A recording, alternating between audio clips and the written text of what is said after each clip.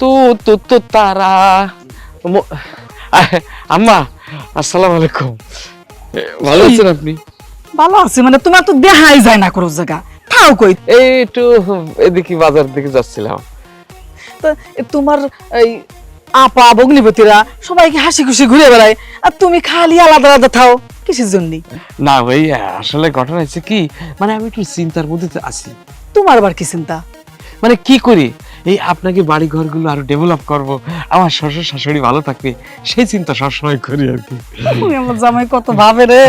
এই দেখো, এই চিন্তা তো তোমার শ্বশুরও করে, সেই সম্পত্তি সব তো দেখাশোনা করে, তারপরে তো তোমরা আছো, তোমরাই সব দেখবা। না, তা তো দেখবো, কিন্তু ঘটনা হচ্ছে কি, আচ্ছা আম্মা, আপনার যদি কোনো কিছু লাগে আপনি নির্দ্বিধায় আমারে কবেন, আমার করতে পারেন না আপনি?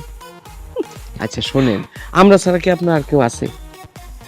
আমি যে কই কি, এই আব্বারে নিয়ে আপনি আমাকে বাড়ি আসেন, আমাকে খুলনায় আসবেন। আমাকে খুলনায় কত এই যে গলদা চিংড়ি, বুঝছেন, খাঁটি মাছ, কই মাছ, তারপরে সাতক্ষীরের ঘোষ ডায়েরির যে দুধ, আর সন্তোষের যে মিষ্টির দোকানে যে রসগোল্লা, ওই খাবেন। আরে আমার তো 5 তলা বাড়ি, আপনি তো একবার দেখলেন না মা। যাবো রে বাবা, যাবো, সময় হইলে যাবো। কিন্তু ঘটনা হয়েছে কি, আপনার মাইডারে যে কনে বিয়ে দিলেন, সেই খুলনায় আমার 5 তলা বাড়ি, এলাকার মানুষজন কয় তুমি যে কারটা মাইয়ে নিয়ে আসলে, তোমার শাশুড়ি তো দেখলাম না, শ্বশুর আব্বার সেই কবে একবার গিলো। আচ্ছা মানুষজন আমার খারাপ কয় না?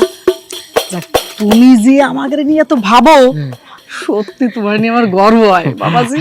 আম্মা, আমি আরো কিছু ভাবি কি জানেন, মানে কই কি, আপনাকে এই বাড়ি ঘর জায়গা জমি যা আছে এনে তো আপনারা শুধু 2 জন এই বেচি কিনে দিয়ে আমার বাড়ি চলে আসেন। আমার বাড়ি তো 5 তলা, মনে করেন আমি প্রয়োজনে আপনাকে জন্য আর 5 তলা বাড়াই দেবো, পরে ওইনে থাকবেন, খাবেন, আর বুড়ো বয়সে হাসপাতালে এদিক সেদিক নিয়ে যা কিরা করবে, আমি তো আছি। তা হয় না বাবাজি, শোনো, এটা আছে আমার শ্বশুরের সম্পদ, তোমার শ্বশুর জীবনেও এটা বিক্রি করবে না। আর তোমরা তো আছোই, তোমার শ্বশুর মরিয়ে গেলি, আমরা মরিয়ে গেলি, এই তোমরাই তো সব দেখাশোনা করবা। আমি কই কি আম্মা, শ্বশুর আব্বার একটু বুঝান, এই সমস্ত গাছ গাছালি জায়গা জমি এনে থাই তো কোনো লাভ নেই। আমার খুলনায় 5 তলা বাড়ি, আমি প্রয়োজনে এই 5 তলারে 10 তলা করবো, আপনারা ওই 10 তলার উপরে থাকবেন। দায়িত্ব হন আমাদের, তাই না? আমরা চলে গেলি তোমরাই দেখাশোনা করবা এটা। আরে আমরা কি এত দূরত্বে এসে কি করতে পারবো?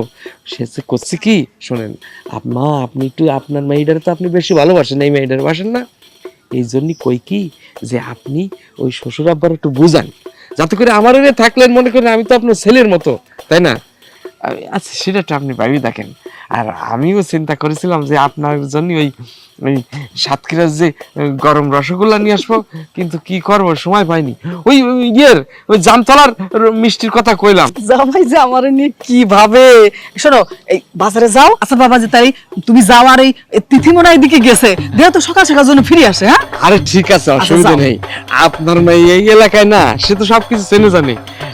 আচ্ছা যাই আমি তাহলে। হ্যাঁ আম্মা, আপনার জন্য কিছু আনবো, বাজার থেকে বড় বাবা কিছু না লাগবে না, এই বয়সে আর মিষ্টি টিষ্টি খাই নাকি আমি? তারপরে এই যে আপনারা কিছু খেতে চান না, আমি তো জামাই, আমারও তো ইচ্ছে করে যে আপনাকে কিছু খাওয়াই, মানে আমি এবার সময় পাইনি, নাইলে খুলনায় ওই যে গণেশের এরকম বড় বড় মিষ্টি আছে না, গণেশ সুইটস রসগোল্লা, ওই আনতাম।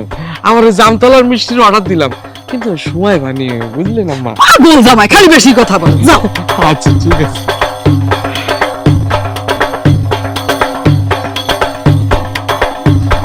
কোনটা যদি খোলা যেত সিন্ধুকেরই মতো, দেখাইতে পারিতাম তোমার।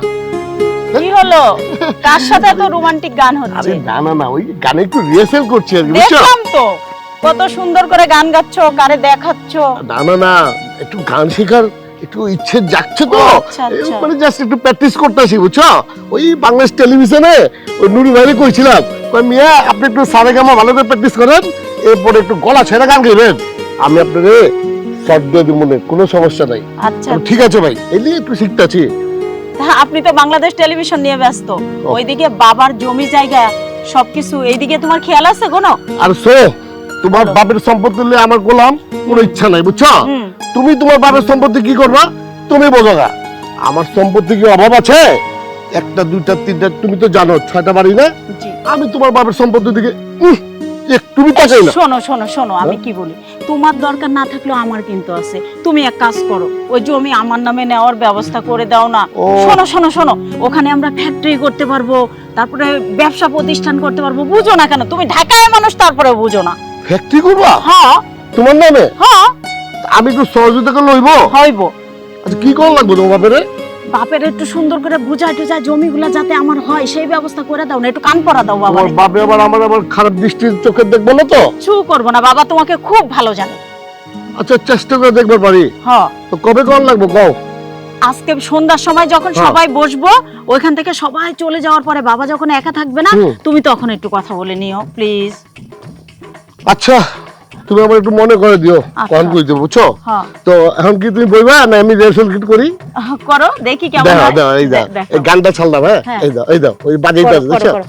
দেখছো? হ্যাঁ মনটা যদি কলা যেত সিন্ধুকেরই মতো দেখাইতে পারিতাম তোমায় ভালোবাসি কত, পাগল করিলা বন্ধু।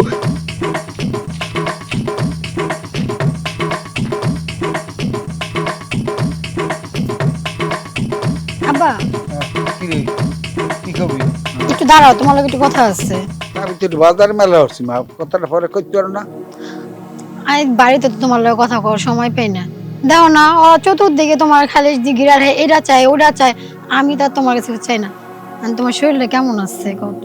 এই তুমি শার্টের বোতাম লাগাও না কি লিগা? আর কত লাগাবো, এখন তাড়াহুড়ো করি মেলা করছি।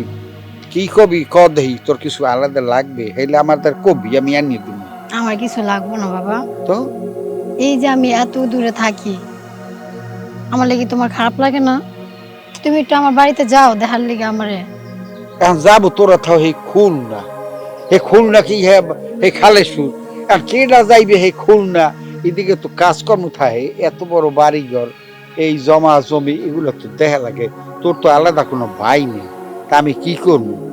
এর মধ্যে আমার জামাই রেহারা তো সবাই ব্যস্ত, তা ব্যস্তর মধ্যে কেউ তো বলাইয়ে যে আমি একটু দায় দায়িত্ব তুমি হ্যাঁ পারি না। মাই এগুলা হ্যাঁ ওই বৎসরে ওই এক ফিরায়, তা তোরা এই বৎসরে এই এক ফিরাইছো, এ ফির তো সবাই আইসো, গত বছর তাইতেও পারো না সবাই। তো যাই হোক, এমনি কি সমস্যা কি কম? বুঝছি, আমার লিগা তোমার কোনো টানও নাই, তোমার কোনো মায়াও নাই, বুঝছো না? পাগলের মতো আর কথা এর বলছিস লিগা না। তোমার টান জানো নাই তো, কি? তুই তো টান নাই কইলি কেন? তোমার জানো তো সারাক্ষণ কাজেই থাকে। দেখো না সারাক্ষণ আমি ঘরে একা একা থাকি, বাড়িতে একা একা থেকে আমার ভালো লাগে না। তোমার কথা এত মনে পড়ে, ফোন দিলেও তোমরা ব্যস্ততা থাকো, একটু ফোনে কথা কইয়া রাখিয়া দাও। আচ্ছা আমি কি তোমার ঘুমাইয়া না? কথাটা আইলো কেন? তোর লাগবে কি আমার খালি এইটা করে মা? আমার কিচ্ছু লাগবো না। তা কি আমি তোকে বাড়ি যাই না, এইটা তোর হলে যাইয়া ক্লেম? হ্যাঁ তুমি আর মা যদি পরের দিন যায় আমার বাসায় আমার লগে থাকো, আমারও তো একটু ভালো লাগে। আর তাছাড়া তোমরা যাও না দেখে জানো আমার তোমার জামাই কত কথা শোনায়। কি কথা বলি? ওই বলে যে তুমি নাকি আমারে ভুলে গেছো, মা আমারে ভুলে গেছে। আমার মাঝে মাঝে তো এরকম হতো, আস্তে আস্তে বলে, ও আস্তে আস্তে বলে যে আমার নাকি তোমরা পালতে আনছো। এইটা একটা কথা হইলো?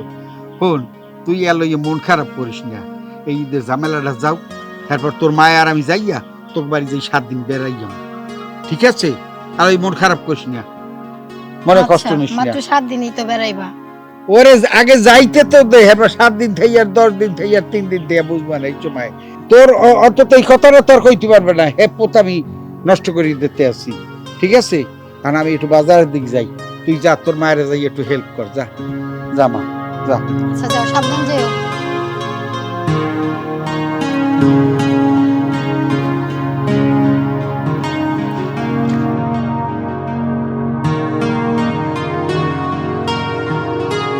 আব্বারে বুঝায় কই আরে কি ফিসফিস করে বলো, একটু জোরে বলো না। কইতাছি কি, তুমি আব্বারে কইতে পারো না। এত ফিসি ফিসি করে না তো, তুমি আমাকে চিনো না। আমি আসসালামু আলাইকুম। ওয়ালাইকুম সালাম। কোথা থেকে আসলেন? ওই মালিক এলাকার বাড়ি গেছিলাম, একটু কাজ ছেলে। তা তোমরা কি হলো? ওই আমরা একটু ঘুরতেছিলাম নাকি। হ্যাঁ বলতেছি ও বাবা, ওই যে আপনি বলছিলেন ফোনে হ্যাঁ জমি নাকি সবার নামে হেবা করে দিবেন। হ্যাঁ এটা তো কইছিলাম একবার, এটা তো দেওয়া উচিত। দেখো এখন হায়াত মত তো কওয়া যায় না, সবাই হেবা করিয়ে না দিলে এলই আবার তোমার বাড়ির 7টা ফোলা, এক উদ্যোগের দরকার কি? আর সেই আমার তো আমি যে আমি দিয়ে যাবো আমি দিয়ে যাবো আর কি। জি জি। আচ্ছা তাহলে হেবা করলে পরে দলিলগুলা দেখতে হবে আমার। দলিলগুলো দেখে কত পরিমাণ জমি, তারপরে এক একটা এলাকা অনুযায়ী একটা ফিস নির্ধারণ করা আছে সরকারি, বুঝছেন? ওটা হিসাব পাতি করে মানে কত হয়েছে ওটা অ্যামাউন্টটা জানাইতে হবে। আর বাবা আপনি কিন্তু আরেকটা ঝামেলা করে ফেলছেন, ওই যে এখন এক নতুন আইনও হয়েছে যে কৃষি জমিতে কখনো বাড়ি করা যাবে না। আপনি যে আপনার পুকুরটা ভরাট করছেন বালু ফেলায়, হ্যাঁ। এটা তো বেআইনি হয়ে গেছে। ওটা কেন ভরাট করছেন? এটা কাটাইতে হইলেও অনেক কিছু খরচাপাতি আছে, আপনি জানেন? তো একটা ঝামেলা হয়ে গেল, ওটা তো হ্যাঁ। ভরাইলাম তো বহু টাকা দিয়ে বালি দিয়ে ভরাইছি। এই তো আপনি আমাকে জিজ্ঞেস করবেন না জমি জমার বিষয়ে? আমি আইন সম্পর্কে ভালো জানি, আপনি তো জানেন আমি আইন নিয়ে পড়াশোনা করছি। তুমি উকিল মানুষ, তুমি তো জানবা কি জি। আমি ব্যাপার জানবো? আমি তো আগের মতনই সবকিছু চিন্তা করি। আপনি বাড়িতে গিয়ে সব অরিজিনাল দলিল আমাকে দেখাবেন। কখন দেখাবেন? রাত্রে, ঠিক আছে? আপনি বসবো আর আমি বসবো, ইচ্ছা করলে আপনার মেয়েও থাকবে। অসুবিধা নেই। আব্বা আপনার জামাই যা কয় তা শুনেন, ভালো কথা কয়। না ঠিক আছে, দলিল পত্র তো দেখাইতে হইবে, নাহলে কতটুকু জায়গা কোথায় কি আছে না আছে, কতটা ফি আইবে। হ্যাঁ, আর তাছাড়া আমাদের এলাকার হয়তো একটা সরকার আলাদাই আছে। রেট আছে। রেট আছে। আবার এই যে পুকুরটা বালি ভরাট করছেন, এটা তো ঠিক না। এটা তো এক ওটা ধরনের- ওটা আবার কোন হানে গাইও না। না না, আমি তো আপনাকে বলতেছি হ্যাঁ। যে কোনো সময় আপনি বিপদে পড়তে পারেন, সেই জায়গা থেকে আপনাকে নিরাপদে উদ্ধার করার জন্য আমি বললাম কথাটা আগে। তো ওটা জমি দেখাইতে হইবে আমার। আচ্ছা তো ঠিক আছে, আচ্ছা, বাড়িতে যাচ্ছেন? খাবারের দিক যাইতে তোমরা যাও করি। আমরা এই গ্রামটা ঘুরতে বেরিয়েছি। আচ্ছা ঠিক আছে, এই আচ্ছা, thank you। চলো। আমার গার্মেন্টসে লিগ্যাল অ্যাডভাইজার হিসাবে জয়েন করো। হ্যাঁ, এই ডকুমেন্টারি দেখলা, হ্যাঁ, তারপর এলসির কাগজপাতি যা আছে, হ্যাঁ, কমার্শিয়াল ইনভয়েস যেগুলো আছে, সেলস কন্ট্রাক্ট যেগুলো আছে, এগুলো দিয়ে করো, তো মাসে মোটামুটি 2 লাখ টাকা পাবো আর কি, বুঝছো? আমাদের এলাকায় এসে খুব আমার কাছে এত সুন্দর লাগতেছে, খুব এত সুন্দর, তাই না? এখন কোথায় যাবেন আপনি? আমি যেহেতু তোমাদের বড় বোন, মায়ের মতো, সুবিধা অসুবিধা কারোর কাছে কিছু বলবা না, সব আমার কাছে বলবা। যেটা লাগবে না লাগবে আমি বুঝবো, আমাকে বলবা এই বাড়িতে এসে। শুনেন আপু, আপনি বড় আপু, আপনি যে সময় যা করবেন, যে সিদ্ধান্ত নেব, আমি ওই সিদ্ধান্ত রাজি। আমার জামাইটা আমাদের নিয়ে যে আলাপ আলোচনা করতেছেন, মিটিং মিছিল করতেছেন, কোন সিনেমা হল করবেন, কত কি করবেন না করবেন, আমি যে কথাটা আপনারা আগেই কইছিলাম সেটা আবারও মনে করি দিই। ঠিক আছে, ওই হজের ব্যাপারটাই একটু চিন্তা ভাবনা করতে আছি আগে, তারপর বাকিটা চিন্তা করবো আর পরে। আপনাকে আমি এই পাড়া ওই পাড়া সব জায়গায় খুঁজছি, কোথাও পাই না, এইখানে পেলাম, এখন এইখানেই বলবো।